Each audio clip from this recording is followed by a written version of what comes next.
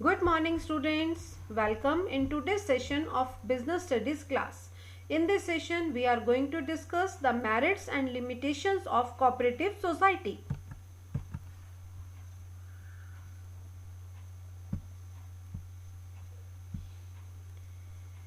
Well students, in previous video we have already discussed the concept, features and types of cooperative society. Let's start the class with the merits of cooperative society. First one is easy formation. Cooperative society का जो formation है वो बिल्कुल easy रहता है. क्यों easy रहता है? क्योंकि रजिस्ट्रेशन का जो प्रोसेस है उसमें जितने भी लीगल डॉक्यूमेंट्स रेडी करने हैं वो बिल्कुल सिंपल होते हैं, कॉम्प्लिकेटेड नहीं होते हैं. कोई भी 10 मेंबर्स मिलकर किसी भी लीगल फॉर्म में जो है कोऑपरेटिव सोसाइटी का फॉर्मेशन बहुत इजीली, बहुत सिंपल वे में कर सकते हैं. Next is limited liability. जो मेंबर्स हैं उन्होंने जितना कैपिटल बिजनेस में इन्वेस्ट किया है उनकी लायबिलिटी उसी अमाउंट तक ही रहती है, उससे ज़्यादा उन्हें कुछ भी पे नहीं करना होता. Next is stability. बिजनेस में स्टेबिलिटी रहती है. मेंबर्स में कम, मेंबर्स में go, but cooperative society working forever. Working करती रहती है कोऑपरेटिव सोसाइटी, चाहे कोई मेंबर आ रहा है चाहे कोई मेंबर जा रहा है. यहाँ पर जो मेंबरशिप है वो वॉलंटरी होती है. कोई भी मेंबर अपनी मर्जी से कैपिटल इन्वेस्ट करके ऑर्गेनाइजेशन का मेंबर बन सकता है और कभी भी वो अपना शेयर बिजनेस से विड्रॉ करके उस मेंबरशिप को छोड़ सकता है. यहाँ पर कोई भी मेंबर अपनी मेंबरशिप अपने किसी रिलेटिव, फ्रेंड या अदर फैमिली मेंबर को ट्रांसफर नहीं कर सकता. Next is democratic management. जैसा कि आप जानते हैं कि हमारी कंट्री भी क्या है, डेमोक्रेटिक कंट्री है. तो यहाँ पर सेम उसी तरह से हमारी जो कोऑपरेटिव सोसाइटी का मैनेजमेंट है वो भी बहुत डेमोक्रेटिक वे में होता है. वन पर्सन को वन ही वोट डालने का राइट होता है, चाहे उस पर्सन ने कितनी ही कैपिटल बिजनेस में इन्वेस्ट क्यों ना की हो. आपने कम कैपिटल इन्वेस्ट की है तो भी आपके पास वन वोटिंग राइट है. आपने ज़्यादा कैपिटल इन्वेस्ट की है तो भी आपके पास ओनली वन ही वोटिंग राइट रहेगा. Next is lesser operating expenses. Cooperative society का जो एडमिनिस्ट्रेशन है, जो मैनेजमेंट है, जो भी ऑपरेटिंग एक्टिविटीज़ हैं, उन सभी एक्टिविटीज़ को कौन डील करता है? कोऑपरेटिव सोसाइटी के मेंबर्स डील करते हैं. बाहर के एम्प्लॉयज़ जो हैं बहुत रेयरली अपॉइंट किए जाते हैं. कोई ऐसी एक्टिविटी है जो मेंबर्स अच्छे से नहीं कर पा रहे हैं, सिर्फ तभी जो है बाहर से एम्प्लॉय अपॉइंट किए जाएंगे.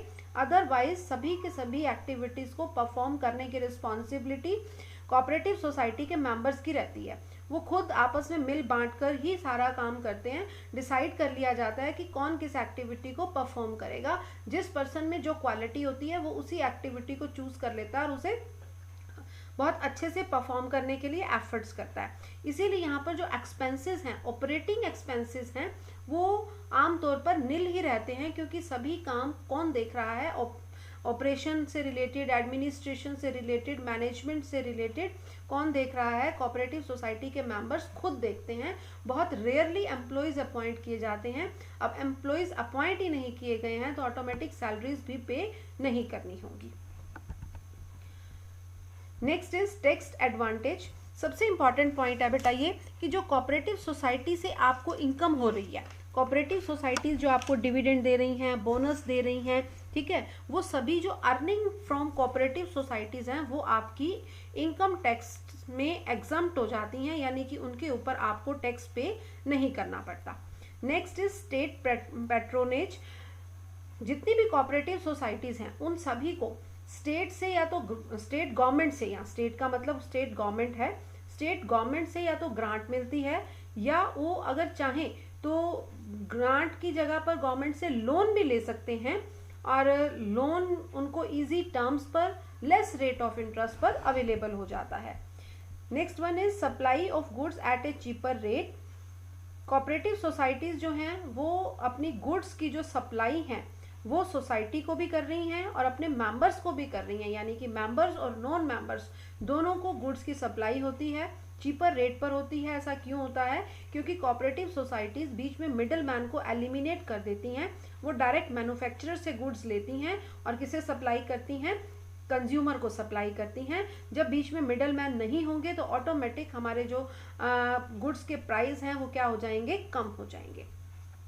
Next is check on other business. Very important point है कि जब कोऑपरेटिव सोसाइटीज मैन्युफैक्चरर से डायरेक्ट गुड्स लेती हैं और कम प्राइसेस के ऊपर कंज्यूमर को प्रोवाइड करवाती हैं, तो अदर बिजनेसमैन जो मिडल मैन्स की हेल्प से गुड्स मार्केट में सप्लाई करके कंज्यूमर तक पहुंचा रहे हैं, उनका बिजनेस भी चेक हो जाता है कि कहीं वो अननेसेसरी प्रॉफिट मार्जिन्स तो कंज्यूमर से चार्ज नहीं कर रहे हैं।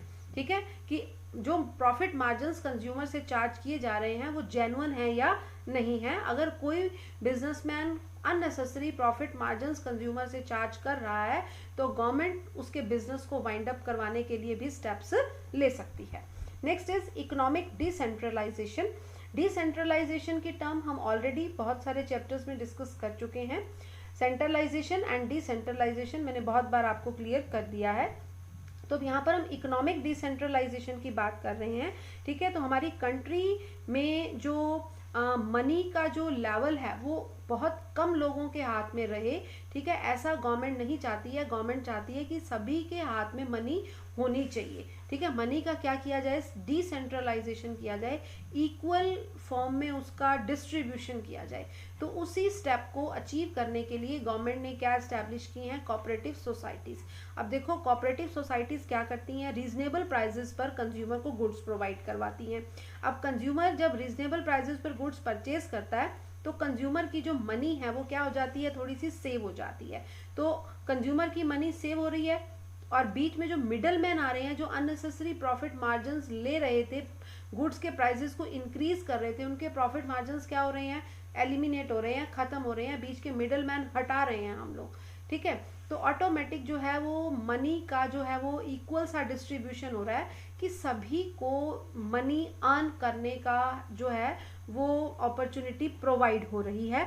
तो हम हायर प्राइसेस पर गुड्स परचेज नहीं कर रहे हैं, जिससे कंज्यूमर की जो वेल्थ है वो इंक्रीज हो जाती है, स्ट्रोंग हो जाती है। यानी कि पैसा कुछ लोगों के हाथों में नहीं रहता, क्योंकि जितने ज़्यादा बीच में मिडल मैन होते हैं वो सभी बीच में प्रॉफिट चार्ज करते रहते हैं और फाइनली जो बर्डन है वो किसके ऊपर पड़ता है, कंज्यूमर के ऊपर पड़ता है फाइनल बर्डन। तो ठीक है, 5 रुपीज़ की चीज़, अगर 5 रुपीज़ की कोई गुड्स जो मैन्युफैक्चरर ने प्रोड्यूस की है, बीच में जितने मिडल मैन आते जाएंगे वो सभी मिडल मैन अपना प्रॉफिट चार्ज करते रहेंगे और फाइनली लास्ट में जो कंज्यूमर के ऊपर बर्डन पड़ेगा, गुड्स उसे एक्सपेंसिव होकर मिलेंगी। ठीक है, इन सब बातों को रिमूव करने के लिए ही कोऑपरेटिव सोसाइटीज़ को एस्टैब्लिश किया गया, जिसकी वजह से हमारी कंट्री में इकोनॉमिक डिसेंट्रलाइजेशन के लेवल को अचीव किया गया है। That's all about the various merits of cooperative societies. Now come to the next topic, that is limitations of cooperative societies. First one is lack of capital. Cooperative societies में capital का हमेशा ही shortage रहता है, क्योंकि जो members हैं वो बहुत स्ट्रॉन्ग फाइनेंशियल रिसोर्सेज वाले नहीं होते, उनके बहुत लिमिटेड रिसोर्सेज होते हैं, यानी कि बहुत कम कैपिटल वो उसमें इन्वेस्ट कर पाते हैं। गवर्नमेंट से उन्हें ग्रांट मिलती है, लेकिन कभी भी टाइमली ग्रांट गवर्नमेंट से नहीं मिलती, और अगर मिलती है तो गवर्नमेंट जो है उस ग्रांट की बहुत ही ज़्यादा वेरिफिकेशन चाहती है कि कौन सा पैसा कहाँ खर्च हुआ। इसीलिए कई बार कोऑपरेटिव सोसाइटीज़ ग्रांट लेने में भी जो है वो सेटिस्फाइड नहीं होती हैं, वो लेना ही नहीं चाहती हैं। Next one is cash trading. बहुत सारे कस्टमर कोऑपरेटिव स्टोर से गुड्स परचेज ही नहीं करना चाहते। क्यों? क्योंकि कोऑपरेटिव स्टोर्स में मोस्टली कैश ट्रेडिंग का ही ट्रेंड है। ऐसी कोई लीगल जो है वो सेटलमेंट नहीं है कि कोऑपरेटिव सोसाइटीज़ क्रेडिट बेस पर गुड्स सेल नहीं करेंगी, बट हमारी सोसाइटी में जो है ये ट्रेंड है कि कोऑपरेटिव सोसाइटीज़ कैश डीलिंग्स ही करती हैं, इसीलिए उनके बिजनेस बहुत ज़्यादा हाई स्केल पर नहीं पहुंच पाते हैं। Third one is incompetent management. जैसा कि हमने इसकी मेरिट्स में अभी डिस्कस किया कि कोऑपरेटिव सोसाइटीज़ जो है अपने एम्प्लॉयज़ अपॉइंट नहीं करती हैं। सारी की सारी ऑपरेटिंग एक्टिविटीज़ को कौन हैंडल करता है? जो मेंबर्स होते हैं सोसाइटी के, वही हैंडल करते हैं। और बहुत बार ये देखा जाता है कि वो मेंबर्स जो हैं वो इतने ज़्यादा एक्टिव नहीं हैं, उनको पूरी तरह से काम नहीं आता है, फिर भी वो उस काम को करने के लिए एफर्ट्स कर रहे होते हैं, और जिसके रिजल्ट्स जो हैं वो बहुत फेवरेबल नहीं मिलते हैं। Next is political interference. Government grant देती है, टाइम टू टाइम इनका ऑडिट करती है, और जैसे ही नई गवर्नमेंट आती है, ठीक है, वो गवर्नमेंट फिर से उस कोऑपरेटिव सोसाइटी के अकाउंट्स की बुक्स को चेक करना, उनके सब रजिस्टर्स की चेकिंग करना, ऑडिटिंग करना। न्यू गवर्नमेंट के आने पर फिर से गवर्नमेंट का सारा इंटरफेरेंस शुरू हो जाता है कि पिछली गवर्नमेंट ने इस कोऑपरेटिव सोसाइटी के लिए क्या किया और क्या नहीं किया। ठीक है, यानी कि एक गवर्नमेंट दूसरी गवर्नमेंट की लेग पुलिंग करती रहती है और कोऑपरेटिव सोसाइटीज को रियल में कोई बेनिफिट नहीं मिल पाता है। कोऑपरेटिव सोसाइटीज जो हैं हमेशा गवर्नमेंट की तरफ से फाइनेंशियल हेल्प ले तो लेती हैं, लेकिन उस फाइनेंशियल हेल्प के लिए उन्हें बहुत सारे सैक्रिफाइस करने पड़ते हैं। Next is lack of motivation. यहाँ पर जितने भी मेंबर्स हैं उनका बहुत लिटिल बिट कैपिटल बिजनेस में इन्वेस्ट होता है, उनको डिविडेंड और बोनस भी बहुत कम मिलता है। ठीक है, तो इसीलिए वो मोटिवेशनल लेवल को अचीव नहीं करते हैं। यहाँ पर आपने ये नहीं लेना कि वो खुद मोटिवेट नहीं होते हैं, वो कस्टमर्स को मोटिवेट नहीं करते हैं कि आप हमारी सोसाइटी से, हमारे कोऑपरेटिव स्टोर से गुड्स परचेज कीजिए, आप हमारे कोऑपरेटिव सोसाइटी के मेंबर्स बनिए। इस तरह से वो पब्लिक को मोटिवेट नहीं कर पाते हैं, क्योंकि वो उनका एक तरह से साइड बिजनेस होता है, उनके वो मेन बिजनेस नहीं होता। ठीक है, इसीलिए बस वो उनको एक जो सोशल वर्क की तरह कोऑपरेटिव सोसाइटी को वो लेके चलते हैं, अपनी लाइफ के एक मेन बिजनेस की तरह उनको डील नहीं करते हैं। Next is mutual disputes. यहाँ पर जो मेंबर्स हैं उनमें आपस में डिस्प्यूट्स रहते हैं, क्योंकि कुछ मेंबर्स जो हैं वो बहुत अच्छा काम करते हैं, बहुत डेडिकेटेड होते हैं। ठीक है, इस कोऑपरेटिव सोसाइटी को लेकर, और कुछ मेंबर्स जो हैं इस कोऑपरेटिव सोसाइटी के बिजनेस को अपना साइड बिजनेस मानते हैं। तो इसीलिए मेंबर्स में आपस में बहुत ज़्यादा डिस्प्यूट्स रहते हैं और कोऑपरेटिव सोसाइटी इसीलिए ग्रो नहीं कर पाती हैं। Next is lack of public confidence. Public का कॉन्फिडेंस भी है जो यहाँ पर नहीं रहता है कोऑपरेटिव सोसाइटीज़ पर। क्यों? क्योंकि मेंबर्स जो हैं वो पब्लिक को मोटिवेट नहीं करते हैं, आपस में बहुत उनके डिस्प्यूट चलते रहते हैं, time to time political interference बहुत होता रहता है। इसीलिए कोऑपरेटिव सोसाइटीज़ में पब्लिक का कॉन्फिडेंस जो है वो थोड़ा सा कम रहता है। And the last limitation is lack of secrecy. Accounts की जो रिपोर्ट्स हैं वो एवरी ईयर कोऑपरेटिव सोसाइटी को रजिस्ट्रार ऑफिस में डिपॉजिट करानी पड़ती हैं। ठीक है, मेंबर्स के साथ डिस्कस करनी पड़ती हैं, इसीलिए यहाँ पर कोई भी सीक्रेसी नहीं रहती है। कितने प्रॉफिट हो रहे हैं, प्रॉफिट को यानी कि सरप्लस अमाउंट को किस तरह से डिस्ट्रीब्यूट किया गया है, ईच एंड एवरीथिंग जो है वो रजिस्ट्रार ऑफिस में एनुअल रिपोर्ट की फॉर्म में सबमिट कराया जाता है। तो इसीलिए किसी तरह की यहाँ पर फाइनेंशियल सीक्रेसी नहीं रहती है। और भी ऑपरेटिंग सीक्रेसी को अगर हम देखें कि काम को कैसे करना है, कौन करेगा, किस तरह से करना है, ऑपरेटिंग और एडमिनिस्ट्रेटिव सीक्रेसी भी इस ऑर्गेनाइजेशन में नहीं रहती है।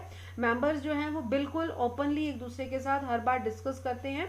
और अगर हम देखें कि कोई डिसीजन लेना है तो भी वो वोटिंग राइट के ऊपर होता है, तो डिसीजन से रिलेटेड भी कोई सीक्रेट्स यहाँ पर नहीं रहते हैं। ना तो यहाँ पर एडमिनिस्ट्रेटिव ऑपरेटिंग सीक्रेसी है और ना ही यहाँ पर फाइनेंशियल सीक्रेसी है।